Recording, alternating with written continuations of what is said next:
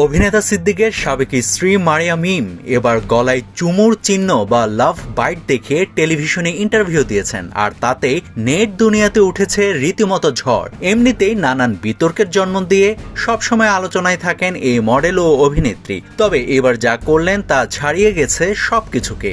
ওই যে তার গলাতে চুমুর লাল দাগ, সেই ব্যাপারে কিন্তু কথা হচ্ছে না। তিনি নতুন বিতর্ক সৃষ্টি করেছেন মূলত ইন্টারভিউতে একটা বেফাঁস কথা বলে। মারিয়া মিম গলাতে লাভ বাইট বা চুমুর লাল দাগ নিয়েই ইন্টারভিউতে বলেছেন, যারা পরকীয়া করে তাদেরকে মারা উচিত, মেয়ে হলে পাথর মারবে আর ছেলে হলে মেরেই ফেলা উচিত। এমন মন্তব্য করেই নিজের ফাঁদে নিজেই পড়েছেন মারিয়া মিম। কিন্তু কিভাবে সেটা?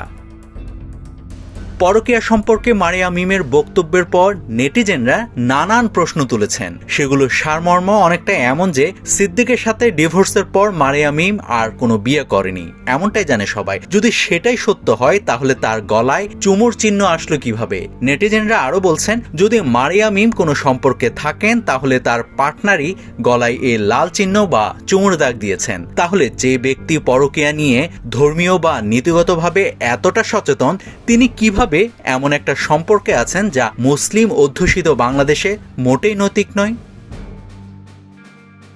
নেটিজেনদের দাবি, বাংলাদেশের সমাজ ব্যবস্থায় অবিবাহিত কোনো পুরুষ বা নারী শরীরে লাভ বাইটের চিহ্ন নিয়ে ঘুরে বেড়ালে তার দিকে সবাই এমনিতেই বাঁকা চোখে তাকায়। কিন্তু যে ব্যক্তি পরকীয়া নিয়ে এতটা সতর্ক, সে নিজে তো খুব বাজে একটা দৃষ্টান্ত স্থাপন করলো। দর্শক, আপনারা অনেকে হয়তো প্রশ্ন করতে পারেন, এই লাভ বাইট কি? ত্বকে খুব জোরে চুম্বন করলে বা কামড় দিলে রক্তনালীগুলো ক্ষতিগ্রস্ত হয় এবং চামড়ার নিচে রক্ত জমে লাল, গোলাপি বা বেগুনি রঙের দাগের সৃষ্টি হয়।